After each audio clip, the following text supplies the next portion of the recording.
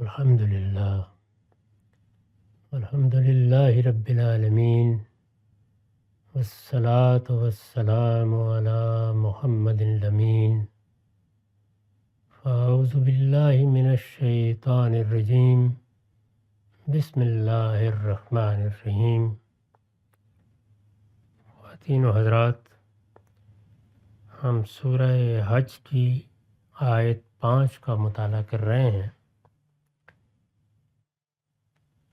اس میں بعث پر یعنی دوبارہ جی اٹھنے پر استدلال کیا گیا ہے۔ لوگوں کو خطاب کر کے یہ کہا ہے کہ یا ایھا الناس ان کنتم فی ریب من البعث، اگر تمہیں دوبارہ جی اٹھنے کے بارے میں کچھ شک ہے تو اس صورتحال پر، اس مشاہدے پر غور کرو۔ قرآن مجید اپنے تمام استدلال کی بنیاد اس علم پر رکھتا ہے جو ہمیں ہمارے ظاہری اور باطنی حواس سے حاصل ہوتا ہے۔ ہمارے ظاہری اور باطنی حواس نفس کا بھی ایک درجے میں مشاہدہ کرتے ہیں اور مادے کا بھی۔ ہمارے باہر ایک مادی دنیا ہے، اس میں اشیاء ہیں، اشیاء میں قوت کا ظہور ہو رہا ہے۔ ہمارے باطن میں بھی ایک پوری شخصیت ہے جس کو ہم نفس سے تعبیر کرتے ہیں، اس پر بھی احوال گزر رہے ہیں۔ ہم اپنے ان احوال سے نفس کا ادراک کرتے ہیں اور اس کائنات پر نگاہ کرتے ہیں، یہاں پر بھی تغیرات ہو رہے ہیں، چیزوں کی تخلیق ہو رہی ہے، چیزیں ایک سے دوسرے میں تبدیل ہو رہی ہیں۔ اللہ تعالیٰ انہی چیزوں کو سامنے رکھ کر کبھی فعل کی طرف اور کبھی شے کی طرف توجہ دلاتے ہیں، اور اس سے جو لازمی عقلی نتائج پیدا ہوتے ہیں ان کی بنیاد پر اپنی بات پیش کرتے ہیں۔ قیامت ظاہر ہے کہ قرآن کا سب سے بڑا موضوع ہے، بلکہ انبیاء علیہم السلام کی بعثت ہوئی ہی اس لیے ہے کہ وہ لوگوں کو قیامت کے بارے میں خبردار کر دیں۔ چنانچہ نبی کا لفظ اسی لحاظ سے اختیار کیا گیا ہے، نبی خبر دینے والا۔ اس سے مراد ہے قیامت کی خبر دینے والا، لوگوں کو قیامت کے بارے میں متنبع کرنے والا، اس دنیا کے بعد جو ایک بڑا حادثہ واقع ہونے والا ہے اس کے بارے میں انذار کرنے والا، خبردار کرنے والا۔ تو ارشاد ہوا کہ اگر شبہ ہے، یعنی یہ خبر دی جا رہی ہے، دنیا ایک دن درہم برہم ہو جائے گی، اس کو ایک نئی دنیا میں تبدیل کر دیا جائے گا، یہ زمین ایک نئی زمین میں اور یہ آسمان ایک نئے آسمان میں بدل جائے گا، اور نئے قوانین اور نئے نوامیس کے ساتھ تم سب لوگ بھی اٹھائے جاؤ گے۔ اس کو بعث کہا جاتا ہے۔ اٹھائے جاؤ گے، محشر برپا ہوگا، پھر تمہارا اعمال نامہ سامنے آئے گا اور تمہارے لیے ابدی نقمت یا ابدی رحمت کا فیصلہ کر دیا جائے۔ وہاں جو فیصلے بھی ہونے ہیں وہ 2-4 دن کے فیصلے نہیں ہیں، وہ لوگوں کے لیے ابدی فیصلے ہوں گے۔ وہ دنیا کبھی ختم نہیں ہونی۔ اللہ تعالیٰ اس کو جو صورت دیں گے وہ ان کی مشیت کے مطابق جب تک قائم رہے گی اس وقت تک لوگ بھی جیتے رہیں گے، اور جنت میں جن لوگوں کو بھیجا جائے گا ان سے اللہ کا وعدہ ہے کہ انہیں عطاً غیر مجذوذ ایسی عنایات حاصل ہوں گی جن میں کبھی انقطاع نہیں آئے گا، جو کبھی ختم نہیں ہوں گی۔ اس میں اگر کسی کو شبہ ہے تو فرمایا کہ اس کو اس دنیا پر غور کرنا چاہیے۔ اب دنیا پر غور کرنے کے وہ پہلو جن کا تعلق خارجی کائنات سے ہے، مادی دنیا سے ہے، وہ بھی قرآن مجید میں جگہ جگہ موضوع بحث بنے ہیں، ان سے بھی استدلال کیا گیا ہے۔ ان میں اللہ تعالیٰ کی کیا آیات اور کیا نشانیاں ہیں جو یہ بتاتی ہیں کہ اللہ تعالیٰ کی طرف سے یہ خبر کوئی ایسی ناممکن خبر نہیں ہے، وہ جب چاہے گا اس دنیا کو وہ دوسری شکل دے دے گا۔ یہی معاملہ خود انسان کی تخلیق کی طرف توجہ دلا کے بھی ہوا ہے۔ یہاں انسان کی تخلیق کو، جو ظاہر ہے کہ اپنا ایک ظاہر بھی رکھتی ہے، اپنا ایک باطن بھی رکھتی ہے، وہ ظاہر میں یعنی جس طرح اس کا قالب تیار ہوتا ہے اس کو موضوع بنا کے قرآن مجید یہ بتاتا ہے کہ ذرا غور کرو لوگوں، اگر تمہیں دوبارہ جی اٹھنے کے بارے میں کچھ شک ہے تو غور کرو۔ فَإِنَّا خَلَقْنَاكُم مِّن تُرَابٍ، ہم نے تمہیں مٹی سے پیدا کیا ہے۔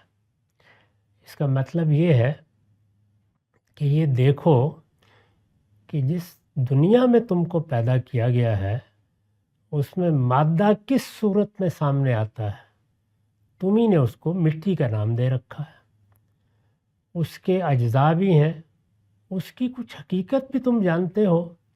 ذرا اندر اتر کر دیکھو تو مزید ایک دنیا ہے، لیکن جو کچھ بھی ہے اس میں کسی درجے میں بھی تم یہ نہیں بتا سکتے کہ جن عناصر سے وہ مٹی بنی ہوئی ہے یا مادہ بنا ہوا ہے یا جو عناصر اس میں پائے جاتے ہیں اس میں کہیں حیات بھی ہے، کہیں شعور بھی ہے۔ دونوں چیزیں کسی جگہ نظر نہیں آئیں گی۔ ہم انہی بے جان مادوں سے، جن کو یہاں تراب سے تعبیر کیا ہے، تم کو اٹھا کھڑا کیا۔ تو اب یہ جو اٹھا کھڑا ہونے کا عمل ہے یہ تو تمہارے مشاہدے کی چیز ہے۔ تم نے اس کے پہلے مرحلے کو اگر نہیں دیکھا تو دوسرا تمہارے سامنے گزرتا ہے، یعنی مٹی میں یا مادی کائنات کے ایک کرے کے ہاں کسی جگہ جو عمل ہوا اور پھر اس سے تم پیدا ہو گئے، وہ ان عناصر میں اپنی کوئی بنیاد نہیں رکھتا۔ وہ عناصر آج بھی تمہارے سامنے ہیں، تم ایک ایک چیز کی تحلیل کر سکتے ہو اور دیکھ سکتے ہو کہ تمہاری یہ مٹی یا یہ مادہ کن عناصر سے بنا ہوا ہے۔ اس میں نہ کہیں اس کے جزء میں نہ اس کی کلیت میں کوئی آثار حیات کے ملتے ہیں نہ شعور کے ملتے ہیں، ان میں سے کوئی چیز بھی نہیں ہے۔ لیکن ایک وقت آیا کہ ہم نے حیات پیدا کر دی اور ایک وقت آیا کہ ہم نے اس حیات میں شعور پیدا کر دیا۔ اب بھی دیکھ لو تمہارے سامنے وہ معمل موجود ہے جس میں نسلاً بعد نسلاً تمہاری اولاد پیدا ہو رہی ہے۔ اس کا بھی مشاہدہ کر کے دیکھ لو۔ جو تم چیزیں کھاتے ہو یا پیتے ہو انہی سے باہر سے کچھ جاتا ہے۔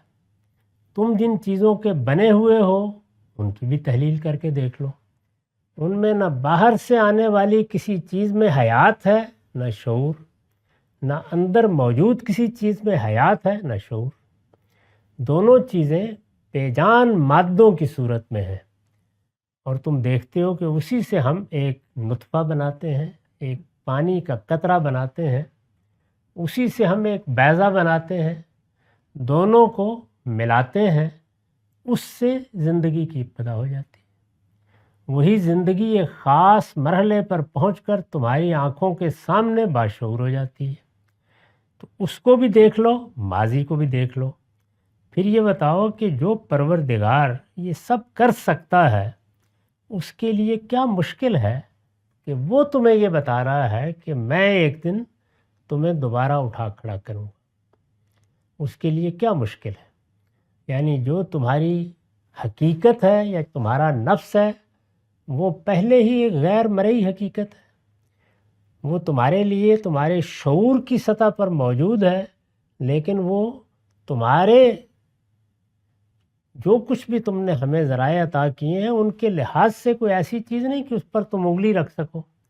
تو وہ تو موجود ہی ہے، وہ اپنی موجودگی کا احساس بھی دلا رہا ہے۔ جب موت واقع ہوتی ہے تو تمہارے پاس کوئی شہادت نہیں ہے کہ اس پر بھی موت واقع ہوتی ہے، بلکہ عمومی تاثر یہی ہوتا ہے کہ وہ تمہارے اس قالب سے الگ ہو جاتا ہے تو موت واقع ہو جاتی ہے۔ تمہارے سامنے جو کچھ ہے جو تمہارا قالب ہے، اس قالب کو ہم نے ایک خاص وقت میں وہ شخصیت دی ہے۔ اگر یہی صورتحال ہے تو پھر موت کے بارے میں یہ کیوں خیال کرتے ہو کہ وہ تمہارا خاتمہ بن جائے گی یا اس کو دوبارہ اس طرح کا قالب دیا نہیں جا سکتا؟ یہ سب کچھ تو تمہارے سامنے ہو رہا ہے، اور جب ایک مرتبہ ایک چیز ہو رہی ہے اور اسی طریقے سے ہو رہی ہے جیسے کہ ہم اسے بیان کر رہے ہیں، تو اس کے دوبارہ ہونے پر استبعاد ظاہر کرنا، اسے بعید قیاس قرار دینا، یہ کون سی عقل مندی ہے؟ یہ ہے استدلال کا خلاصہ۔ تو اب ارشاد فرمایا کہ غور کرو، ہم نے تمہیں مٹی سے پیدا کیا ہے۔ اس پر میں نے لکھا ہے کہ یعنی ابتدا میں جب انسان زمین کے پیٹ میں انہی مراحل سے گزر کر پیدا ہوا جن سے وہ اب ماں کے پیٹ میں گزرتا ہے، یعنی جس طرح اب ہوتا ہے ایسے ہی ہوا۔ فرق صرف یہ ہے کہ اب یہ سارا پروسیس، یہ سارا عمل ماں کے پیٹ میں ہوتا ہے۔ وہ قطرہ آب وہیں بنتا ہے، وہ بیضہ وہیں بنتا ہے، ان دونوں کا ملاپ وہیں ہوتا ہے، اور پھر وہ نشو و نما کے مراحل سے گزرتے ہیں۔ وہ مراحل اب تم دیکھ سکتے ہو، اسی پہ قیاس کر لو کہ یہی مراحل بالکل اسی طرح سے مٹی کے پیٹ میں گزرے اور ہم نے تمہیں اٹھا کھڑا کیا۔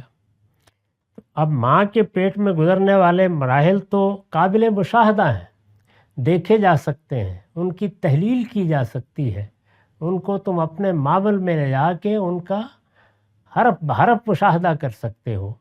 جب یہ ایک حقیقت ہے تو اسی پر قیاس کر لو کہ اس سے پہلے جب ہم نے تمہیں زمین کے پیٹ میں پیدا کیا تو کیا مشکل پیش آئی ہوگی، اور جب پہلے مشکل پیش نہیں آئی، اب مشکل پیش نہیں آ رہی، تو قیامت میں جب ہم اٹھا کھڑا کریں گے تو اس میں کیا مشکل پیش آئے گی۔ ثم من نطفۃ، اب دوسرے مرحلے کو لیا، پھر نطفے سے، ثم من علقۃ، پھر خون کے لوتھڑے سے، ثم من مضغۃ غیر مخلقۃ و غیر مخلقۃ لنبین لکم، پھر گوشت کی بوٹی سے جو پوری بھی ہوتی ہے اور ادھوری بھی، یعنی اللہ تعالیٰ اس کو جس مرحلے میں چاہیں ختم کر دیتے ہیں، وہ بعض اوقات ادھوری ہی رہ جاتی ہے، ناقص بچے پیدا ہو جاتے ہیں، بعض اوقات ختم ہو جاتے ہیں، اور پوری بھی ہوتی ہے۔ یہ کیا چیز ہے؟ لنبین لکم، یہ اس لیے ہے کہ تم پر کچھ حقائق واضح کریں، یعنی ہم اگر چاہتے تو تمہیں کسی پہاڑ کی کھو سے قطار اندر قطار نکال دیتے، تم درختوں پر پیدا ہو جاتے، لیکن جس طرح سے ہم نے تمہیں مختلف مراحل سے پیدا کیا ہے وہ اسی لیے ہے کہ تم ہماری تخلیق کا مشاہدہ کرو، تخلیق کے عمل کا ایک بہت بڑا حصہ اپنی آنکھوں کے سامنے دیکھو، وہ تمہارے لیے قابل مطالعہ ہو، تم اس سے نتائج اخذ کر سکو۔ یہ طریقہ ہم نے اسی لیے اختیار کیا ہے، لنبین لکم، اس لیے کہ تم پر کچھ حقائق واضح کریں جو تم کو سمجھنے چاہیے۔ اب اسی بات کو آگے بڑھایا اور فرمایا وَنُقِرُّ فِي الْأَرْحَامِ مَا نَشَاءُ إِلَىٰ أَجَلٍ مُّسَمًّى، پھر جب یہ بوٹی پوری ہو جاتی ہے تو ہم ایک مقرر مدت تک جو ہم چاہتے ہیں، ہم جو چاہتے ہیں ایک مقرر مدت تک رحموں میں ٹھہرائے رکھتے ہیں۔ تمہارے لیے بھی ایک مدت مقرر ہے، دوسرے جانداروں کے لیے بھی ایک مدت مقرر ہے، وہ رحم مادر میں ٹھہری رہتی ہے۔ ثم نخرجکم طفلا، پھر ایک بچے کی صورت میں تمہیں نکال لاتے ہیں، یعنی جیسے ہی تمہاری تخلیق کا عمل پایہ تکمیل کو پہنچ جاتا ہے تو پھر تم بوٹی نہیں ہوتے، خون کا لوتھڑا نہیں ہوتے، پھر تم ایک جیتی جاگتی مخلوق ہوتے ہو، ایک بچہ، پوری شخصیت، پورا انسان، اس کو ہم نکال لاتے ہیں۔ پھر ثم لتبلغوا اشدکم، پھر ایک وقت دیتے ہیں کہ تم اپنی جوانی کو پہنچو،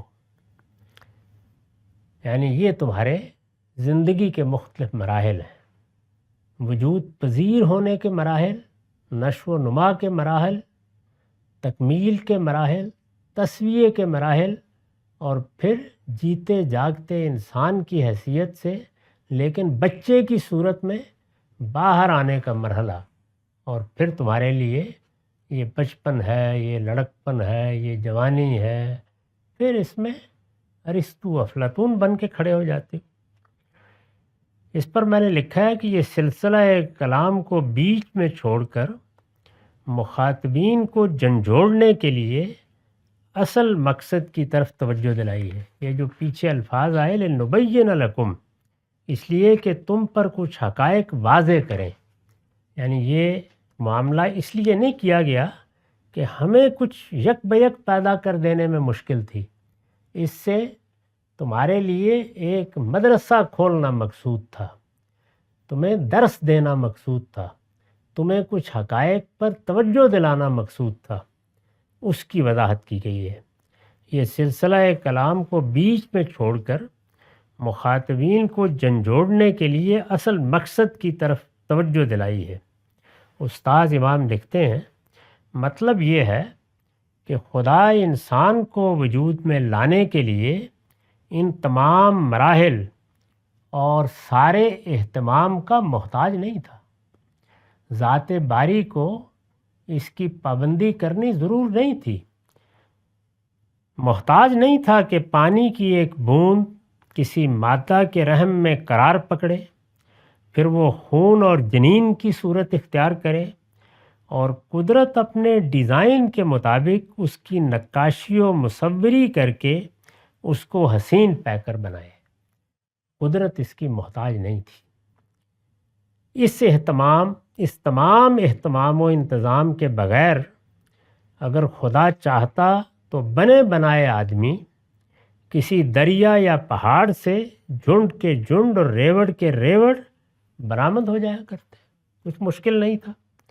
لیکن خدا نے یہ چاہا کہ انسان کی خود اپنی خلقت اس کے لیے خالق کی قدرت، حکمت اور ربوبیت کی ایک درسگاہ بن جائے۔ انسان کو ایسے طریقے سے پیدا کیا کہ وہ انسان کے لیے خود تعلیم کا ذریعہ بن جائے۔ انسان زندگی کے، کائنات سے ماوراء حقائق کے سب پہلوؤں کو سمجھنے کے لیے اس درسگاہ کو خود اپنی آنکھوں سے دیکھے، بلکہ خود اس کے لیے اس کا ماحول بن جائے۔ یہ چاہا کہ انسان کی خود اپنی خلقت اس کے لیے خالق کی قدرت، حکمت اور ربوبیت کی ایک درسگاہ بن جائے، جس میں وہ اپنے اور اس کائنات کے احسن الخالقین کی معرفت حاصل کرے۔ یہ مقصود ہے اس دنیا کو اس طرح پیدا کرنے سے، یعنی اللہ تعالیٰ نے بناتے وقت بھی، دنیا کو یہ صورت دیتے وقت بھی، اور پھر اس میں مخلوقات کی پیدائش سے لے کر ان کی موت تک جو مراحل پیدا کیے ہیں، وہ سب اصل میں اس دنیا کو، اس کائنات کو، اس زمین کو، اس میں تخلیق کے عمل کو ایک درسگاہ بنا دیتے ہیں۔ انسان کو چونکہ امتحان کے لیے بھیجا گیا تھا، اور یہ امتحان علم کا بھی ہے، یہ امتحان عمل کا بھی ہے۔ علم کے باب میں اس کو اللہ تعالیٰ کے پیغمبر آ کے جو حقائق بتائیں گے، وہ حقائق اس نے علم کی روشنی میں ماننے ہیں۔ چنانچہ یہ ضروری تھا کہ اس کے لیے استدلال کا طریقہ اختیار کیا جائے، ریزننگ کا طریقہ اختیار کیا جائے۔ چنانچہ استدلال کے مقدمات اس کے سامنے بکھیر دیے گئے، یعنی اس کے مشاہدے میں وہ حقائق آتے ہیں، وہ چیزیں آتی ہیں جن کو وہ پھر دیکھتا، ان کے اندر اترتا، ان کا مشاہدہ کرتا، اور جو عقل اس کو دی گئی ہے اس کی روشنی میں بہت سے نامعلوم حقائق تک رسائی حاصل کر لیتا ہے۔ تو یہ ایک درسگاہ ہے۔ اس کا خود اپنا وجود اس پر شہادت دے کہ جس نے اس اہتمام و عنایت کے ساتھ اس کو پیدا کیا ہے، اس نے اس کو محض ایک کھلونا نہیں بنایا ہے، بلکہ اس کی خلقت کے پیچھے ایک عظیم غایت ہے، ایک مقصد ہے جو لازماً ظہور میں آ کے رہے گی۔ اس کے اپنے ہر بنے منہ سے اس کو یہ گواہی ملے، اس کا بال بال اس بات کی گواہی دے کہ خالق نے اس کو مٹی کے خلاصے اور پانی کی ایک بوند سے پیدا کیا اور اس کو اس میں کوئی زحمت پیش نہیں آئی، تو دوبارہ اٹھا کھڑا کرنا بھی اس کے لیے نہایت آسان ہے۔ تو یہ باس بعد الموت، موت کے بعد دوبارہ اٹھ کھڑے ہونا، مرنے کے بعد جی اٹھنا، اس پر قرآن مجید نے استدلال کیا ہے۔ یعنی جب ہمارے پیغمبر تمہیں یہ بتانے آئے ہیں کہ تم مر کر مٹی نہیں ہو جاؤ گے، تمہاری اصل حقیقت تمہارا نفس ہے، اس نفس کو کچھ نہیں ہوتا، یہ تمہارا قالب، تمہارا جسم ہے جو مٹی میں مل جاتا ہے۔ اس طرح کے قالب ہم کروڑوں اربوں کی تعداد میں روز بناتے ہیں، یعنی ہمارے ہی وجود میں تخلیق ہوتے ہیں، ان میں کوئی ایک دو کے درمیان ملاپ ہوتا ہے اور وہ پائے تکمیل کو پہنچتے ہیں، وہ کروڑوں پانی میں بہہ جاتے ہیں، کچھ فرق نہیں پڑتا اس کائنات کے خالق کو۔ تو اس سے بھی یہ بتانا مقصود ہے کہ اگر تم اس سارے پروسیس پر غور کرو تو قالب ایک پیمانی سی چیز ہے، کوئی حقیقت نہیں اس کی، یہ ہم جتنے چاہیں جب چاہیں بنا کھڑے کریں، اصل چیز تو تمہاری شخصیت ہے جس میں حیات کا شعور ہے، جس میں ایک ایسی شخصیت پنہاں ہے جو حادثہ اخلاقی رکھتی ہے، جس کے پاس عقل جیسا عظیم ملکہ ہے، جو حصے جمالیات رکھتی ہے، جس کے اندر خود تخلیق کرنے کی صلاحیت موجود ہے۔ اتنی بڑی ہستی وہ قابل توجہ ہونی چاہیے تھی۔ یہ قالب مٹ گیا، یہ مٹی ہو گیا، یہ ہڈیاں ریزہ ریزہ ہو گئیں، اس سے کیا فرق پڑتا ہے؟ یہ ہم کروڑوں اربوں کی تعداد میں جب چاہیں بنا دیں، اس وقت بھی بنا کھڑے کریں گے، یہ کچھ بھی مشکل نہیں ہے۔ اس لیے اس میں استباد کے کیا معنی؟ تو اسی بات کو توجہ دلانے کے لیے وہ جملہ درمیان میں آ گیا تھا کہ لِنُبَيِّنَ لَكُمْ، تاکہ ہم کچھ حقائق کو تمہارے لیے واضح کریں، ان کی تبیین کریں، تمہیں بتائیں کہ یہ کائنات اس طرح کیوں ہے، یہ کس چیز کی درسگاہ تمہارے لیے بنائی گئی ہے۔ اس کے بعد اب یہ فرمایا تھا کہ پھر بچے کی صورت میں نکال لاتے ہیں، پھر ایک وقت دیتے ہیں۔ اس میں جملے کا ایک حصہ عربی قاعدے کے مطابق حذف ہے، اس کی میں نے وضاحت کی ہے۔ یہ فقرہ اصل میں محذوف ہے، جس پر لِتَبْلُغُوا کا لام دلالت کر رہا ہے، یعنی پھر تمہیں ایک وقت دیتے ہیں، ایک مہلت ملتی ہے، اس میں تم اس دنیا میں آنکھیں کھولتے ہو اور جوانی کو پہنچتے ہو، پھر کیا ہوتا ہے؟ وہیں کھڑے رہ جاتے ہو، یعنی کوئی ابدیت تمہیں حاصل ہو جاتی ہے۔ وَمِنْكُمْ مَنْ يُتَوَفَّى، اور تم میں سے کوئی پہلے ہی بلا لیا جاتا ہے، یعنی یہ بھی نہیں ہے کہ ضرور بڑھاپے کو پہنچیں گے، ضرور 90 سال کی، 100 سال کی، 1000 سال کی عمر پائیں گے، کوئی ضمانت نہیں ہے، ہم پہلے ہی بلا لیتے ہیں۔ جس طرح پیچھے توجہ دلائی تھی کہ ہم اس بوٹی کو چاہیں تو پورا کر دیں اور چاہیں تو ادھورا چھوڑ دیں، جو کچھ ہم پیدا کر رہے ہوتے ہیں اسے چاہیں تو پایہ تکمیل تک پہنچا دیں اور چاہیں تو درمیانی میں چھوڑ دیں، اس کو چاہیں تو ہر لحاظ سے درست کر دیں، اس کا تصفیہ کر دیں، اور چاہیں تو ناقص حالت میں تمہاری آغوش میں ڈال دیں۔ تو یہ سب ہم کر رہے ہیں، کسی جگہ پر بھی ایسا نہیں ہے کہ تمہیں کسی چیز کی ضمانت دے دی گئی ہے۔ چنانچہ جب تم بچے کی صورت میں باہر آ جاتے ہو، پھر تمہیں مہلت ملتی ہے، پھر تم جوانی کو پہنچتے ہو، اس میں بھی کسی بھی مرحلے پر تمہیں بلایا جا سکتا ہے، اور تم میں سے کوئی پہلے ہی بلا لیا جاتا ہے۔ اور کسی کے بارے میں فرمایا کہ اور کوئی بڑھاپے کی نکمی عمر کو پہنچایا جاتا ہے۔ ارذل العمر کے الفاظ ہیں، وَمِنْكُمْ مَنْ يَتَوَفَّى، تم میں سے کوئی پہلے ہی بلا لیا جاتا ہے، اور کوئی بڑھاپے کی نکمی عمر کو پہنچایا جاتا ہے۔ وَمِنْكُمْ مَنْ يُرَدُّ إِلَىٰ أَرْذَلِ الْعُمَرِ لِكَيْ لَا يَعْلَمَ مِنْ بَعْدِ عِلْمٍ شَيْئًا، کہ وہ بہت کچھ جاننے کے بعد پھر کچھ بھی نہیں جانتا، یعنی وہی بچپن کی صورت پیدا ہو جاتی ہے۔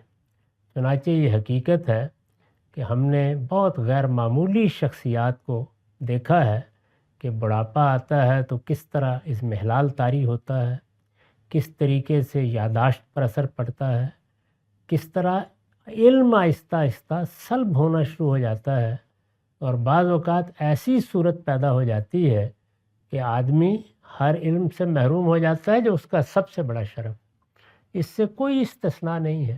بڑے سے بڑے لوگوں پر بھی اگر یہ ارذل العمر آ جائے، یہ نکمی عمر آ جائے، تو اثرات کم و بیش یکساں ہوتے ہیں۔ تو ارشاد فرمایا کہ یہ سب اس دنیا میں ہوتا رہتا ہے۔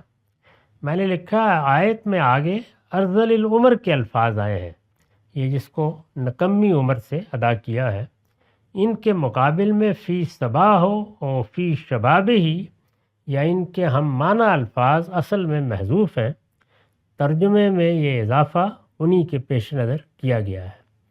یعنی یہ بتایا گیا ہے کہ جوانی کو پہنچتا ہے آدمی، ظاہر ہے کہ جوانی میں اس کی تمام قوا آخری درجے میں محکم ہوتے ہیں، وہی اس کے اندر فخر کی نفسیات پیدا کرتے ہیں۔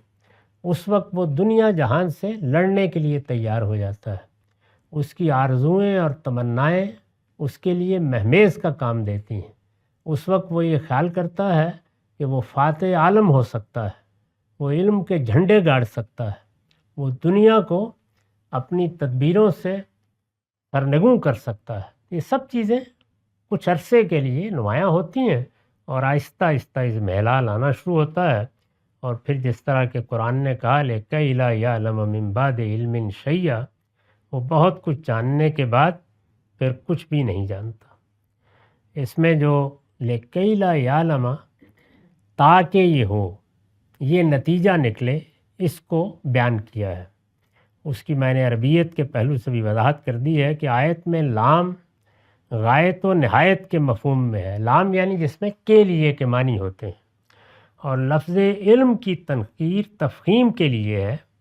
اس کی وجہ یہ ہے کہ یہاں یہ لفظ لِكَيْ لَا يَعْلَمَ کے مقابل میں آیا ہے، تفخیم کے لیے، یعنی بہت زیادہ علم، غیر معمولی علم۔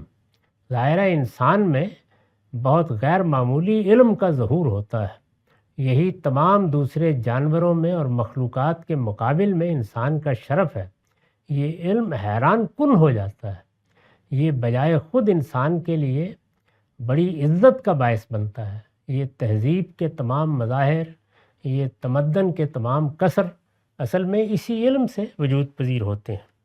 تو اس وجہ سے اس میں تفخیم پیدا کر دی کہ وہ بڑا علم، غیر معمولی علم ہے، لیکن اس کے بعد لا یعلم، کچھ بھی نہیں ہوتا۔ اس سے انسان کے علم کی اصل حقیقت کو بیان کرنا مقصود نہیں ہے، جو علم کے بحر بے کراں میں ایک قطرہ ہی ہے۔ یعنی یہ بتانا مقصود ہے کہ ایک طرف یہ علم جو پھر علم کے لحاظ سے دیکھا جائے تو کچھ بھی نہیں، لیکن اگر جو بے علمی تمہیں حاصل ہوتی ہے، جس سے تم دوچار ہوتے ہو بڑھاپے میں، اس کے لحاظ سے دیکھا جائے تو بہت بڑا علم ہے۔ تو دونوں کو تقابل میں رکھ کے یہ توجہ دلائی ہے۔ یہ انسان کیا ہے، وہ کن مراحل سے گزرتا ہے، اس کا قالب کس طرح تیار ہوتا ہے، اس میں اس کائنات کے خالق کی صنعت کے کیا نمونے ہیں، اس سے انسان کو کیا درس ملتا ہے، اس کی جانب توجہ دلائی ہے۔ اس کے بعد پھر زمین کی طرف متوجہ کیا، وَتَرَى الْأَرْضَ حَامِدَةً فَإِذَا أَنزَلْنَا عَلَيْهِ الْمَاءَ اهْتَزَّتْ وَرَبَتْ وَأَنبَتَتْ مِنْ كُلِّ زَوْجٍ بَهِيجٍ۔ اسی طرح جیسے تم نے ایک قطرہ آب کو دیکھا، تم نے دیکھا کہ وہ کس طریقے سے خون کا ایک لوتھڑا بن گیا، ایک بوٹی بن گیا، کیسے اس کو ہم نے ایک بچے کی صورت دے دی، وہ کس طرح باہر آیا، کس طرح شباب کے مراحل تک پہنچا، کس طرح کبھی اسی مرحلے میں اٹھا لیا گیا اور کبھی ایسی عمر کو پہنچا دیا گیا جہاں اس کا سارا علم پھر ایک مرتبہ ختم ہو کر رہ گیا۔ جس طرح تم نے یہ دیکھا ہے، اسی طرح زمین کو دیکھتے ہو کہ خشک پڑی ہے۔ تَرَى الْأَرْضَ حَامِدَةً، نگاہ ڈال کے دیکھو، بارہا یہ مشاہدہ کرو گے کہ وہ خشک پڑی ہوتی ہے، پھر جب ہم اس پر پانی برسا دیتے ہیں تو وہ لہلہانے لگتی، یعنی کوئی آثار نہیں ہوتے زندگی کے، بے جان مادوں میں اچانک زندگی پیدا ہوتی ہے اور سبزہ نمو پذیر ہو جاتا ہے، وہ لہلہانے لگتی ہے اور ابھرتی ہے اور ہر طرح کی خوش منظر چیزیں اگانا شروع کر دیتی ہے۔ تو جس طرح سے وہاں زندگی پیدا ہوتی ہے، اور انسان بنتا ہے، اب زمین کی طرف توجہ دلائی کہ یہ جو ہم نے تمہیں بتایا کہ پہلے مرحلے میں تم بھی ایسے ہی زمین سے اگائے گئے تھے، تو دیکھ لو اس میں بھی ہم کس طریقے سے زندگی پیدا کرتے ہیں۔ یہ مضمون ابھی جاری ہے، ہمارا وقت ختم ہو گیا۔ اقول و قولی ھذا واستغفر اللہ لی۔ الحمدللہ الحمدللہ رب العالمین والصلاة والسلام علی محمد الامین۔ فاعوذ باللہ من الشیطان الرجیم، بسم اللہ الرحمن الرحیم۔ خواتین و حضرات، ہم سورہ حج کی آیت 6 سے درس کی ابتدا کر رہے ہیں۔ اس سے پیچھے انسان کو بعض حقائق کی طرف توجہ دلائی ہے۔ ان حقائق کے مطالعے سے متعلق میں نے عرض کیا تھا کہ قرآن نے جو بنائے استدلال قائم کی ہے، اپنی ریزننگ کی بنیاد جن چیزوں پر رکھی ہے، وہ یا نفس کے حقائق ہیں یا آفاق کے حقائق ہیں۔ یہ مادی دنیا، یہ جس طرح ہمارے مشاہدے میں آتی ہے، اسی کو قرآن ہمارے لیے واضح کرتا ہے۔ نفس جس طریقے سے اپنے احوال ہم پر کھولتا ہے، اس کو موضوع بناتا ہے۔ ان چیزوں کی طرف توجہ دلا کر پھر اس سے جو نتائج نکلتے ہیں یا نکلنے چاہیے وہ بیان کر دیتا ہے۔ بعض جگہوں پر استدلال کیسے ہے، مقدمات کس طرح ترتیب پاتے ہیں، نتیجہ کیسے نکلتا ہے، اس کو بھی لے لیا ہے، لیکن زیادہ تر قرآن مجید کا طریقہ یہ ہے کہ وہ بنائے استدلال کی طرف توجہ دلائے گا اور نتیجہ بیان کر دے گا۔ اس سے مقصد یہ ہوتا ہے کہ انسان کے اندر غور کرنے کو مہمیز کیا جائے۔ انسان ایک عاقل مخلوق ہے، بہت کچھ صلاحیتیں لے کر پیدا ہوا ہے۔ وہ صلاحیتیں اتنی غیر معمولی ہیں کہ اس کو اس کی ضرورت نہیں کہ ہر وقت جس طرح ایک اندھے کا ہاتھ پکڑنا پڑتا ہے، اس کو بھی ہاتھ پکڑ کر منزل تک پہنچایا جائے۔ اس کے لیے معالم قائم کیے جاتے ہیں، جگہ جگہ ایسے آثار اور علامتیں قائم کر دی جاتی ہیں جو آگے رہنمائی کرتی چلی جاتی ہیں۔ قرآن نے استدلال کا یہی طریقہ اختیار کیا ہے۔ یہ طریقہ ہے جو بعض اوقات ہمارے متکلمین کی گرفت میں نہیں آتا، تو وہ پھر اس کو منطقی اسالیب میں ڈھالنے کی صحیح کرتے ہیں۔ فطری استدلال کا طریقہ یہ ہے، یعنی خود انسان میں استدلال کی صلاحیت کو ابھارا جائے، وہ خوابیدہ ہوتی ہے، اسے بیدار کیا جائے، اسے توجہ دلائی جائے، اسے غور کرنے کی طرف متوجہ کیا جائے۔ یہ قرآن کا طریقہ۔ تو آپ دیکھیے بالکل وہی اختیار کیا۔ پہلے یہ بتایا کہ تم کیسے پیدا ہوتے ہو اس زمین میں، اس کے بے جان عناصر میں زندگی کیسے نمود پاتی ہے، وہ زندگی باشعور کیسے ہو جاتی ہے، وہ شعور سے محروم کس طریقے سے ہوتی ہے۔ انسان پر جو مراحل گزرتے ہیں، پہلے ان کی طرف توجہ دلائی۔ اس کے بعد اس کے بالمقابل اس کی آنکھوں کے سامنے زمین اپنی نباتات اگانے کے لیے جن مراحل سے گزرتی ہے، جس طرح اس پر پانی کے چند چھینٹے پڑتے ہیں اور وہ لہلہا اٹھتی ہے، اس کو زندگی اور حیات کی نمود کے لیے پیش کیا۔ توجہ دلائی کہ اس پر بھی غور کرو، یہ دیکھو کہ ہم وہاں پہ اپنی کیا کاریگری دکھاتے ہیں، وہاں پر ہماری قدرت سے کیا نتائج نکلتے ہیں۔ ان کی طرف توجہ دلا کے اب نتائج بیان کرنا شروع کی۔ حقائق سامنے بکھیر دیے، انسان کے سامنے ان کی تحلیل کر کے انہیں قابل توجہ بنا دیا۔ ارشاد ہوا ذالک بأن اللہ هو الحق، یہ سب اس لیے کہ تم یہ جانو کہ اللہ ہی پروردگار حقیقی ہے۔ یہ سب اس لیے کہ اللہ ہی پروردگار حقیقی ہے اور اس لیے کہ وہی مردوں کو زندہ کرتا ہے، اور اس لیے کہ وہ ہر چیز پر قادر ہے، اور اس لیے کہ قیامت آ کر رہے گی، اس کے آنے میں کوئی شبہ نہیں ہے، اور اس لیے کہ اللہ ان سب کو ضرور اٹھائے گا جو قبروں میں پڑے۔ یعنی وہ سارے نتائج نکال دیے کہ یہ ایسے بیکار نہیں ہے معاملہ، بس نہیں ہے۔ تمہیں اس طرح پیدا کر کے زمین میں اس طرح زندگی اور موت کا مشاہدہ کرا کے تمہیں کچھ حقائق بتانے مقصود ہے۔ ہم زمین کو ہمیشہ لہلہاتا چھوڑ سکتے تھے، صحراؤں کو ہمیشہ چھوڑ سکتے تھے کہ وہ صحرا ہی رہیں، اور تمہاری ماؤں کی کوکھ بھی ایسے ہی بانجھ رہ سکتی تھی، لیکن تمہیں اس طرح پیدا کر کے مختلف مراحل سے گزار کے زمین کو مردہ اور زندہ دونوں صورتوں میں پیش کر کے ہم تمہیں بتانا چاہتے ہیں کہ اللہ ہی پروردگار حقیقی ہے۔ یہ بتانا چاہتے ہیں کہ مردوں کو زندہ کرنا اس کے لیے کچھ بھی مشکل نہیں ہے، وہ جب چاہے گا انہیں اٹھا کھڑا کرے گا، اور یہ بتانا چاہتے ہیں کہ اس کی قدرت کو اپنی قدرت پر قیاس نہ کیا کرو، وہ ہر چیز پر قدرت رکھتا ہے، اور قیامت کے بارے میں جو خبر تمہیں پیغمبروں کے ذریعے سے دی ہے، لا ریب فیہا، اس میں ادنا درجے کا کوئی شبہ نہیں ہے۔ اور یہ جو تمہیں بتایا گیا ہے کہ قبروں میں پڑے ہوئے بھی اٹھ کھڑے ہوں گے، تو یہ بھی ضرور اٹھ کھڑے ہوں گے۔ وَأَنَّ اللَّهَ يَبْعَثُ مَنْ فِي الْقُبُورِ، چنانچہ میں نے لکھا ہے کہ اوپر جن حقائق کی طرف توجہ دلائی ہے، ان کو دیکھنے کے بعد یہ بدیہی نتائج ہیں، آبویس چیزیں ہیں جن کا انکار کوئی عقل کا اندھا ہی کر سکتا ہے، ان کی جانب توجہ دلا دی۔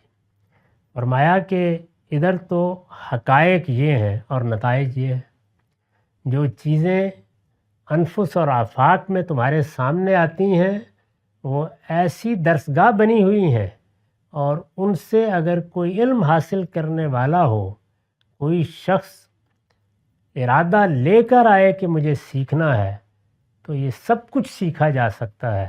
ایک طرف یہ ہے، اور دوسری جانب وَمِنَ النَّاسِ مَن يُجَادِلُ فِي اللَّهِ بغیر علم ولا ہدم ولا کتاب منیر۔ اس کے باوجود دوسری جانب لوگوں کا حال یہ ہے کہ ان میں ایسے بھی ہیں جو بغیر کسی علم، بغیر کسی ہدایت اور بغیر کسی روشن کتاب کے تکبر سے شانے جھٹکتے ہوئے اللہ کے بارے میں حجتیں کرتے ہیں۔ یعنی ایک جانب یہ حقائق ہیں، ایک جانب ان حقائق سے نکلنے والے یہ نتائج ہیں، اور دوسری جانب لوگوں کا حال یہ ہے کہ یوں نہیں ہے کہ ان کو اللہ کے دیے ہوئے اس علم کے مقابل میں کوئی علم میسر آ گیا ہے، اس کا کوئی علم ان کے پاس نہیں ہے۔ ان کے علم کے حدود اسی کائنات میں ختم ہو جاتے ہیں۔ ان کا علم یا مادے کے قوانین کا علم ہے یا نفس کے قوانین کا علم ہے، وہ اس سے آگے جانے کے لیے کوئی راستہ نہیں رکھتے۔ ان کے لیے آخری حد اقطار السماوات والارض ہے، لیکن بغیر کسی علم کے اور بغیر کسی ہدایت کے اور بغیر کسی روشن کتاب کے وہ لڑتے ہیں۔ دونوں ہی پہلوؤں سے پیغمبر کے ساتھ بات ہو سکتی ہے۔ ایک یہ کہ علم اور استدلال کی کچھ ایسی چیزیں مقدم مان لی جائیں جن پر گفتگو کر کے حقائق کو چیلنج کیا جا سکے، اور یا یہ کہ پیغمبر جس پروردگار کا تعارف کرا رہے ہیں، جس قیامت کی منادی کر رہے ہیں، اس کے مقابل میں کسی پیغمبر ہی کی طرف سے کوئی مختلف بات پیش کی جائے۔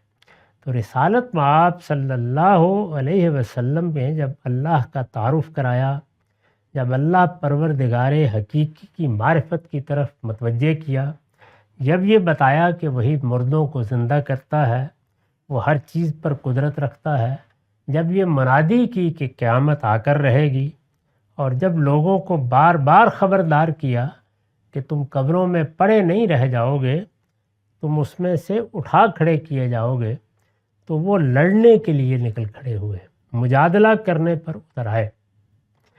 بات کرنا، گفتگو کرنا، چیز کو سمجھنا، طالب علمانہ سوالات کرنا، یہ چیز زیر بحث نہیں ہے۔ مجادلے کے لیے اٹھ کھڑے ہوئے، مجادلے کی بنیاد تو کچھ حقائق ہونے چاہیے۔ ایسی کوئی بات کہہ دی گئی ہے جو یا تو علم کے مسلمات کے خلاف ہے، اور یا جو چیز پیغمبروں کی طرف سے پہلے مل چکی ہے اس کے خلاف ہے، تو ایک پیغمبر سے دو ہی بنیادوں پر گفتگو ہو سکتی ہے۔ دونوں کے بغیر یہ جھگڑا کرنے کے لیے اٹھ کھڑے ہوئے ہیں۔ اس کے باوجود لوگوں کا حال یہ ہے کہ ان میں ایسے بھی ہیں جو بغیر کسی علم، بغیر کسی ہدایت اور بغیر کسی روشن کتاب کے کیا کرتے ہیں؟ ثانیہ عطفہ لیضل عن سبیل اللہ، تکبر سے شانے جھٹکتے ہوئے اللہ کے بارے میں حجتیں کرتے ہیں تاکہ لوگوں کو اللہ کی راہ سے بھٹکا دیں۔ یہ رویہ انسان میں کب پیدا ہوتا ہے؟ میں نے حاشیہ لکھا ہے، یہ رویہ انسان میں اسی وقت پیدا ہوتا ہے جب وہ علم و استدلال کے بجائے مجرد آباء و اجداد کی اندھی تقلید کو اپنے ایمان و عقیدہ کا ماخذ بنا لیتا ہے۔ دو رویے ہو سکتے ہیں انسان میں۔ ایک رویہ یہ ہے کہ اس نے اپنے آپ کو ایک طالب علم کی حیثیت سے سیکھنے والا بنایا، علم کے لیے جو بنیادیں اس کو میسر ہیں ٹھیک ان کا ادراک کیا، ان کی بنیاد پر کچھ نتائج نکالے، اس سے جو چیزیں اس کے سامنے آئیں وہ ان کو پیغمبر کی دعوت کے متضاد دیکھتا ہے۔ یہ ایک بنیاد ہے جس پر گفتگو ہو سکتی ہے، بات ہو سکتی ہے۔ اور ایک چیز یہ ہے کہ اس کے پاس جو دین کا علم تھا یا پیغمبروں کی دی ہوئی ہدایت تھی، پیغمبروں کا سلسلہ ظاہر ہے کہ محمد الرسول اللہ صلی اللہ علیہ وسلم سے شروع نہیں ہوا، وہ محمد الرسول اللہ پر ختم ہوا ہے۔ اس سے پہلے بھی ہزاروں پیغمبر آئے ہیں، نبی آئے ہیں، رسول آئے ہیں، وہ ان کی ہدایت سے واقف ہے۔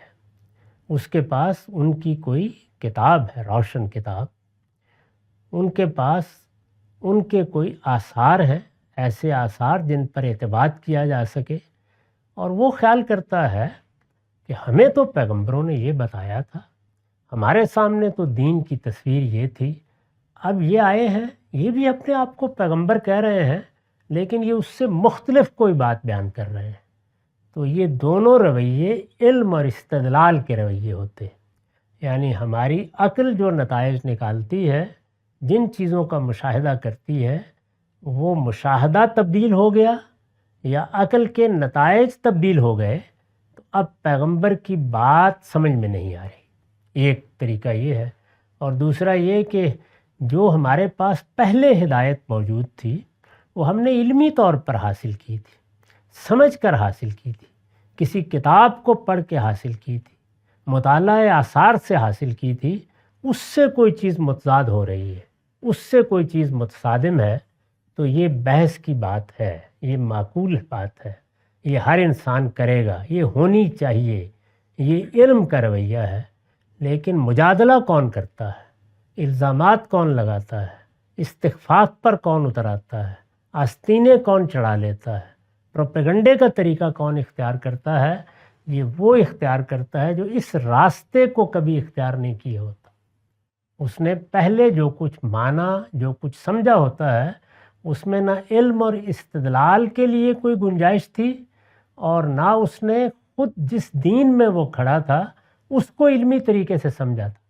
ادھر بھی سنی سنائی باتیں، ادھر بھی سنی سنائی باتیں، ادھر بھی تقلید جامد، ادھر بھی تقلید جامد۔ تو نہ علم کی کوئی بنا اور نہ پیغمبروں کے آثار کی کوئی بنا۔ اس کے بغیر آدمی جب گفتگو کرتا ہے یا چیزوں کی تردید کرتا ہے یا اپنا علم بگاڑتا ہے تو وہ اصل میں مجادلے پر اتر آتا ہے، وہ مکابرت اختیار کرتا ہے، اس کا نتیجہ ضد اور ہٹ درمی ہوتی ہے۔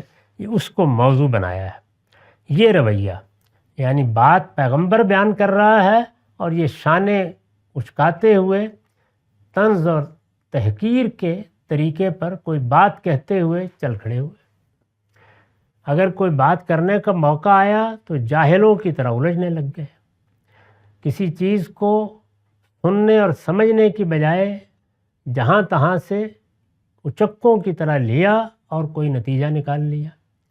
یہ رویہ ان لوگوں میں پیدا ہوتا ہے، سچے طالب علموں میں یہ رویہ کبھی پیدا ہی نہیں ہوتا۔ یہ رویہ انسان میں اسی وقت پیدا ہوتا ہے جب وہ علم و استدلال کے بجائے، یعنی علم اور استدلال، علم اور ریزننگ، وہ تو انہی دو صورتوں میں ہو سکتی ہے۔ یا اللہ کی کتاب پہلے موجود ہے، پیغمبروں کے آثار موجود ہیں، ان کو بنائے استدلال بنایا گیا ہے، اور یا انسان جن چیزوں کا تجربہ کرتا ہے، جن کا مشاہدہ کرتا ہے، ان کو بنائے استدلال بنایا گیا ہے۔ دو ہی چیزیں ہو سکتی، اس کے سوا کوئی چیز نہیں ہو سکتی۔ تو جب اس کے بجائے مجرد آباء و اجداد کی اندھی تقلید، یعنی ہم نے یہی سن رکھا ہے، ہمارے بزرگ یہی کہتے رہے ہیں، وہ سب احمق نہیں تھے، انہوں نے یہی ہمیں پڑھایا سمجھایا تھا، ظاہر ہے کہ یہ کوئی علم کا رویہ نہیں ہوتا۔ جو انسان اپنے آباء کی اندھی تقلید کو ایمان و عقیدہ کا ماخذ بنا لیتا ہے، یعنی اسی سے اپنا علم اخذ کرتا ہے، وہ پھر اسی طرح کا رویہ بھی اختیار کرتا ہے۔ یہ اسی طرح کے لوگوں کا ذکر ہے جو قرآن کی دعوت یہ کہہ کر رد کر دیتے تھے کہ ہم تو اسی طریقے کی پیروی کریں گے جس پر ہم نے اپنے باپ دادا کو پایا ہے۔ جب یہ جواب ملتا ہے تو اس کا مطلب یہ ہے کہ اب علم پر گفتگو نہیں ہو سکتی، اب استدلال نہیں کیا جا سکتا، اب مکالمہ ممکن نہیں ہے۔ تو انسان بے بسی کے ساتھ دیکھتا ہے کہ میں اب کیا بتاؤں اور کیا سمجھاؤں، جب دلیل یہی ہے کہ ہم نے اپنے آباء و اجداد کو اسی طرح دیکھا ہے۔ اس پر قرآن نے ایک جگہ تبصرہ کیا ہے کہ اچھا اس کے باوجود بھی کہ تمہارے آباء و اجداد بے عقل ہی رہے ہوں، تو اگر آدمی نے اس کو بنائے استدلال بنا لیا، اس پر وہ اپنے تمام ایمان و عقیدہ کی عمارت تعمیر کر کے کھڑا ہوا ہے، اس سے کوئی بات نہیں ہو سکتی۔ ارشاد ہوا کہ یہ لوگ ہیں جو شانیں جھٹکاتے ہوئے اللہ کے بارے میں حجتیں کرتے ہیں، اور دونوں طرح کے جذبے ان میں ہوتے ہیں۔ ہم نے بھی نہیں سننا، کسی دوسرے کو سننے بھی نہیں دینا، ہم نے بھی نہیں سننا اور کسی دوسرے کو سننے بھی نہیں دینا۔ یہ بڑی ذمہ داری لیتا ہے انسان، اس کو بیان کیا ہے لِيُضِلَّ عَن سَبِيلِ اللَّهِ، کہ لوگوں کو اللہ کی راہ سے بھٹکا دیں۔ ہم تو علم حاصل کرنے کے لیے تیار نہیں ہیں، اپنی غلط چیزوں کی اصلاح کے لیے تیار نہیں ہیں، ہم کسی دوسرے کو بھی اصلاح نہیں کرنے دیں گے۔ جو چیز ہم نے سمجھی ہے وہی حرف آخر ہے، ہم دوسروں کو بھی اسی کی تبلیغ کریں گے۔ فرمایا کہ اب یہ خود فیصلہ کر لو کہ ایک طرف اس کائنات میں وہ حقیقتیں ہیں جو ہم نے بیان کر دیں، اور دوسری جانب یہ رویہ ہے۔ اس رویے کے لیے تم یہ سمجھتے ہو کہ معافی ہونی چاہیے، یعنی اگر کسی نے علم کا طریقہ اختیار کیا، سچے طالب علم کی حیثیت سے کچھ جاننا چاہا، کچھ سمجھنا چاہا، اور اس کو غلطی لگ گئی، تو وہاں معافی، وہاں شفاعت، وہاں درگزر، سب چیزیں ہو سکتی ہیں۔ لیکن یہ رویہ ہے جس پر کوئی آدمی یہ خیال کرتا ہے کہ اس طرح سے بات کو جھٹک دیا جائے، اس طرح کے متکبرانہ طریقے سے سننے سے انکار کر دیا جائے، اس طرح سے اپنے آباء و اجداد کا حوالہ دے کر صریح علم بھی رد کر کے انکار تک پہنچا دیا جائے۔ فرمایا اس کے لیے بھی کوئی معافی ہو سکتی ہے؟ ہرگز نہیں۔ لَهُ فِي الدُّنْيَا خِزْيٌ وَنُذِيقُهُ يَوْمَ الْقِيَامَةِ عَذَابَ الْحَرِيقِ، ان کے لیے دنیا میں رسوائی ہے، اور قیامت کے دن ہم ان کو جلتی آگ کا عذاب دکھائیں گے۔ اس طرح واضح کر دیا ہے کہ یہ جو ہم نے جہنم بنا رکھی ہے وہ اس طرح کے لوگوں کے لیے بنا رکھی ہے، سچے طالبوں کے لیے نہیں ہے۔ جو سچائی کے ساتھ، طلب علم کے جذبے کے ساتھ بات سنتا ہے اور غلطی کھا جاتا ہے، اس کے لیے نہیں ہے، یہ اس طرح کے لوگوں کے لیے ہے۔ اور یہاں یہ جو کہا کہ دنیا میں رسوائی ہے وہ مخاطبین کے لحاظ سے ہے۔ اللہ کا آخری پیغمبر ان کے درمیان موجود ہے، ان سے خطاب کیا جا رہا ہے، اور پیغمبروں کے بارے میں ہم جان چکے ہیں کہ ان کے مخاطبین، ان کے زمانے میں ان کے مخاطبین دنیا ہی میں اللہ کے عذاب کا نشانہ بن جاتے ہیں۔ ان کے لیے قیامت تک معاملہ مؤخر نہیں ہوتا، ان کا انجام دنیا میں بھی بہت برا ہوتا ہے اور قیامت میں تو جو ہوگا وہ ہوگا۔ اس لیے دونوں پہلوؤں سے توجہ دلائی۔ ان کے لیے دنیا میں رسوائی ہے، میں نے لکھا ہے اس لیے فرمایا ہے کہ یہاں رسول کے مخاطبین زیر بحث ہیں۔ سورہ کا خطاب محمد الرسول اللہ کی قوم سے ہے۔ یہاں رسول کے مخاطبین زیر بحث ہیں، جن کے بارے میں سنت الہی یہ ہے، اللہ تعالیٰ کا قانون یہ ہے، قاعدہ یہ ہے کہ ان کے غرور و کبر کی سزا ان کو دنیا میں بھی لازماً ملتی ہے۔ عام انسانوں کے لیے اللہ کا قانون یہ ہے کہ کچھ پکڑ ہو جاتی ہے، کچھ گرفت کر لی جاتی ہے، کچھ مواخذہ ہو جاتا ہے، کبھی کبھی مکافات بھی انسان دیکھ لیتا ہے، لیکن یہ ضروری نہیں ہے۔ دنیا میں بعض لوگ سرکشی کے ساتھ جیتے ہیں، اطمینان سے چلے جاتے ہیں، لازم نہیں کہ ان کو دنیا میں سزا ملے۔ ان کے لیے قیامت کا دن ہے، وہاں ہر ایک کا حساب پیش ہوگا۔ وہ کسی قوم سے تعلق رکھتا ہے، کسی علاقے سے تعلق رکھتا ہے، کسی دور سے تعلق رکھتا ہے، وہ آئے گا، اس کا اعمال نامہ اس کے سامنے ہوگا، اس کا باطن کھول دیا جائے گا، اس کے اعضاء گواہی دے رہے ہوں گے، وہاں ہر چیز نمایاں ہو جائے گی، نیت بھی، محرکات بھی، ارادے بھی، پھر اللہ تعالیٰ اپنا فیصلہ سنائے گا۔ لیکن جب کسی قوم کی طرف اللہ کے رسول بھیج دیے جاتے ہیں تو ان کے ساتھ یہ معاملہ نہیں ہوتا، ان کو دنیا میں بھی سزا ملتی ہے، گویا ان کے لیے عذاب و ثواب کی ابتدا دنیا ہی سے ہو جاتی ہے، دنیا میں بھی، مرنے کے بعد قبر میں بھی، اور پھر جب وہ اٹھائے جائیں گے۔ تینوں مراحل میں وہ اللہ کے عذاب یا اللہ کی گرفت میں ہوتے ہیں، اور تینوں مراحل میں ان کے لیے بشارتیں بھی ہوتی ہیں، غیر معمولی نتائج بھی ہوتے ہیں۔ ان کو دنیا میں بھی اللہ تعالیٰ نوازتے ہیں، جیسے کہ صحابہ کرام کے معاملے میں ہوا۔ ان کے لیے قبر میں بھی اللہ کی نعمتیں ہیں، اور وہ قیامت میں بھی اٹھائے جائیں گے تو ان کے لیے جنت کے دروازے کھلیں گے۔ یہ پیغمبروں کے مخاطبین کے بارے میں مکافات ہے، لیکن عام لوگوں کا معاملہ اس سے مختلف ہے۔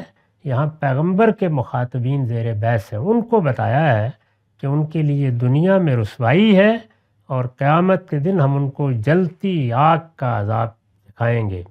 ذالک بما قدمت یداک وَأَنَّ اللَّهَ لَيْسَ بِظَلَّامٍ لِلْعَبِيدِ۔ یہ ہے تمہارے اعمال کا بدلہ جو تمہارے ہاتھوں نے آگے بھیجے تھے، یعنی یہ تمہاری اپنی کمائی ہے، تم نے اپنے ہاتھوں سے جو کچھ کمایا وہی ہمارے ہاں اعمال نامے میں آ گیا، یہ اس کا نتیجہ ہے جو تم اب بھگت رہے ہو۔ یہ ہے تمہارے اعمال کا بدلہ جو تمہارے ہاتھوں نے آگے بھیجے تھے، اور تمہارے لیے خدا کا انصاف، تم اسی کے مستحق تھے، تمہارا رویہ اسی انجام تک پہنچانے والا تھا۔ اس لیے کہ اللہ اپنے بندوں پر ذرا بھی ظلم کرنے والا نہیں، یعنی ان کو بتا دیا کہ وَأَنَّ اللَّهَ لَيْسَ بِظَلَّامٍ لِلْعَبِيدِ۔ اس دنیا میں تو ظلم بھی ہے، عدوان بھی ہے، سختیاں بھی ہیں، مصیبتیں بھی ہیں، لیکن مکافات میں اللہ تعالیٰ اپنے بندوں پر ذرا بھی ظلم نہیں کرے گا۔ وہ دنیا یوم الدین سے شروع ہوگی، وہ انصاف کی جگہ ہے، وہاں جو کچھ ہوگا وہ میرٹ پر ہوگا، کسی پر ادنا درجے میں بھی کوئی ظلم نہیں کیا جائے گا، ادنا درجے میں بھی ظلم نہیں کیا جائے گا۔ اس کو قرآن مجید مختلف تعبیروں سے ادا کرتا ہے۔ یہاں اس کے لیے لیس بظلام للعبید کی تعبیر اختیار کی گئی ہے۔ اس تعبیر کو بھی سمجھ لینا چاہیے۔ مطلب یہ ہے کہ خدا نے تمہارے ساتھ کوئی بے انصافی نہیں کی ہے، یعنی ایسا نہیں کہہ سکتے تم، یہ تمہارا رویہ ہے جو تم نے جانتے بوجھتے اختیار کیا۔ تمہیں معلوم تھا کہ تم کوئی علم نہیں رکھتے، تم اچھی طرح جانتے تھے کہ تم استدلال نہیں کر رہے، تمہیں ادنا درجے میں کوئی تردد نہیں تھا کہ یہ تمہاری ضد ہے، انانیت ہے، ہٹ درمی ہے، اپنے آباء کے ساتھ محض عقیدت ہے جو تمہارے لیے صدرہ بن گئی ہے، یہ تم اچھی طرح جانتے تھے، چنانچہ تمہارے ساتھ کوئی بے انصافی نہیں ہوئی، یہ اسی بس بھری فصل کا حاصل ہے جو زہر تم نے وہاں پر کاشت کیا تھا، یہ وہی تمہارے سامنے اب پھل کے ساتھ آ گیا ہے، تمہاری بوئی ہوئی فصل تمہارے لیے ثمر آور ہو گئی ہے، یہ اسی بس بھری فصل کا حاصل ہے جو تم نے اپنے ہاتھوں سے بوئی تھی۔ آیت میں یہ مضمون ان اللہ لیس بظلام للعبید کے الفاظ میں بیان ہوا ہے، اس میں مبالغے پر نفی، مبالغہ فی النفی کے لیے ہے۔ یہ عربی زبان کا ایک خاص اسلوب ہے، جب کسی چیز کو آخری درجے میں بیان کرنا ہو تو یہ اسلوب اختیار کیا جاتا ہے۔ یہ وہی بات ہے جو دوسرے مقامات میں ان اللہ لا یظلم مثقال ذرہ، یعنی مضمون یہی ہے، دوسری جگہوں پر الفاظ مختلف ہیں۔ تو بعض جگہوں پر یہ الفاظ ہیں ان اللہ لا یظلم مثقال ذرہ، اللہ ذرے کے برابر بھی کسی پر ظلم نہیں کرتا، اور ان اللہ لا یظلم الناس شیئا، اللہ لوگوں پر ذرا بھی ظلم نہیں کرتا کہ الفاظ میں بیان کی گئی ہے، یعنی یہی بات بعض دوسری جگہوں پر اس طرح بھی بیان ہوئی ہے۔ اس اسلوب کی مثالیں قرآن مجید اور کلام عرب دونوں میں موجود ہیں۔ یہاں یہ اسلوب ہے کہ ان اللہ لیس بظلام للعبید، اللہ اپنے بندوں پر ذرا بھی ظلم کرنے والا نہیں ہے۔ تو اس طرح گویا لوگوں کو یہ بتایا گیا کہ قیامت برپا ہوگی، قیامت میں عذاب بھی ہے، ثواب بھی ہے، قیامت میں جنت بھی ہے اور جہنم بھی ہے، تم کو وہاں ہماری بارگاہ میں حاضر ہونا ہے، وہاں اگر ہم غیر معمولی نعمتوں کی خبر دے رہے ہیں اور ایمان والوں کو بشارت سنا رہے ہیں تو ان کا امتحان بھی کوئی کم نہیں تھا، وہ ہم نے لے لیا، اس امتحان میں وہ کامیاب ہوئے، چنانچہ اس کا صلہ اب ابدی جنت ہے۔ اور جن لوگوں نے وہاں عذاب خریدا ہے ان کے ساتھ بھی کوئی زیادتی نہیں ہوئی، انہوں نے خود غلط رویے اختیار کیے اور جو کچھ بویا تھا وہی وہاں کاٹ لیا ہے۔ وَمِنَ النَّاسِ مَن يَعْبُدُ اللَّهَ عَلَى حَرْفٍ وَإِنْ أَصَابَهُ خَيْرٌ اطْمَأَنَّ بِهِ وَإِنْ أَصَابَتْهُ فِتْنَةٌ انقلب عَلَى وَجْهِهِ خَسِرَ الدُّنْيَا وَالْآخِرَةَ ذَلِكَ هُوَ الْخُسْرَانُ الْمُبِينُ۔ اور لوگوں میں ایسے بھی ہیں جو خدا کی بندگی کنارے پر کھڑے ہوئے کرتے ہیں، یعنی یہ تو کھلے کفر کا ارتکاب کرنے والے لوگ تھے، انہوں نے انکار کر دیا، بات سننا ہی پسند نہیں کی۔ بعض لوگوں کا رویہ منافقانہ ہوتا ہے، یہ اب ان کا ذکر کیا۔ اور لوگوں میں ایسے بھی ہیں جو خدا کی بندگی کنارے پر کھڑے ہوئے کرتے ہیں، میں نے لکھا ہے یعنی منافقانہ، جس میں حق و باطل اور یزنا و احرمن یعنی خدا اور شیطان دونوں کو راضی رکھنے کی کوشش کی جاتی ہے۔ یہ ان متکبرین سے مختلف گروہ ہے جن کا ذکر اوپر ہوا ہے۔ آیت کا اسلوب اظہار تعجب اور اظہار نفرت و کراہت کا ہے، اور بندگی سے مراد پرستش ہے جو اطاعت کو بھی شامل ہو جاتی ہے، آگے اس کی وضاحت فرمائی ہے۔ یعنی عبادت سے مراد یہاں یا پرستش سے یا بندگی سے محض عبادات نہیں ہے، بلکہ زندگی کا مجموعی رویہ ہے جس میں انسان اپنے پروردگار ہی کو الہ مانتا، اسی کو اپنا رب قرار دیتا اور اس کی بادشاہی کا اقرار کر کے اسی کے سامنے سر جھکاتا اور اسی کا حکم مانتا ہے۔ اس پورے مفہوم کو اس لفظ سے ادا کیا ہے۔